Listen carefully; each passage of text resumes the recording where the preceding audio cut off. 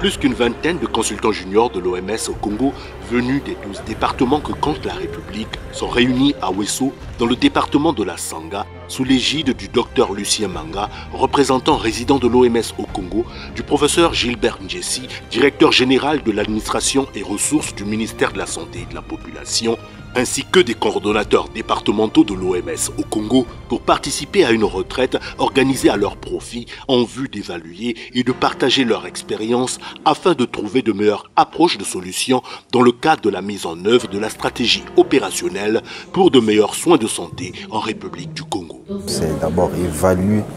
notre travail sur le terrain. Est-ce qu'il y a des avancées? Est-ce qu'il y a des avancées par rapport aux résultats attendus et présenter aussi les difficultés que nous rencontrons sur le terrain en vue de réorienter un peu notre travail sur le terrain et d'être plus efficace et plus efficient. De temps en temps, quand on travaille, il faut de temps en temps faire une pause, évaluer un peu ce que ça va, ce que ça ne va pas et réorienter la marche.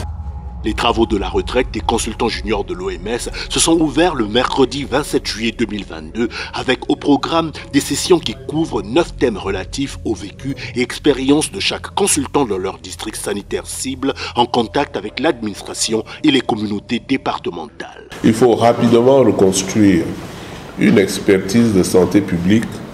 au niveau national. Il faut qu'il y ait assez de jeunes Congolais qui puissent parler santé publique avec autorité et qui puissent donc aider le pays à renforcer de façon triviale son système de santé tout simplement. Après 2 ans d'expérience, c'est à vous de nous dire et de vous montrer ce que vous êtes devenu, ce que vous avez acquis, ce que vous pouvez contribuer et surtout de nous faire des propositions sur ce que nous on peut faire encore davantage. Comment on peut faire mieux? C'est l'occasion pour ces futurs cadres de la santé en République du Congo d'apporter des descriptions, de faire des contributions et des présentations de résultats après 2 ans d'exercice dans les districts sanitaires en vue de l'amélioration de la collaboration entre les consultants juniors de l'OMS avec les directions départementales et les districts sanitaires afin de l'amélioration des conditions de travail et de l'appui technique de l'OMS pour mieux aborder la nouvelle phase de la mise en œuvre de la stratégie opérationnelle de l'OMS au Congo. C'est un moment capital pour le développement des ressources humaines en matière de santé publique, le développement de l'expertise au niveau des districts sanitaires. Donc moi, en tant que formateur, en même temps en tant qu'employeur au niveau du ministère de la Santé, je suis très content de constater qu'il y a beaucoup d'avancées dans le cadre de la stratégie opérationnelle de l'OMS, dans le cadre de renforcement des districts, revitalisation des districts sanitaires,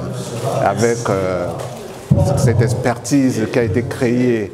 depuis presque 2 ans par l'OMS et je sens aujourd'hui que ce sont des experts mûris et que nous allons dans la suite pouvoir déployer, sinon injecter dans le système de santé en ayant déjà toutes les capacités nécessaires pour gérer le système. Donc là aussi, vous allez faire... Après 3 jours de retraite, les consultants juniors de l'OMS au Congo espèrent s'appuyer sur de nouvelles orientations pour renforcer leur acquis et améliorer sur les points de faiblesse dans la poursuite de leur mission de terrain auprès des districts sanitaires et au bénéfice des populations des 12 départements du Congo en général.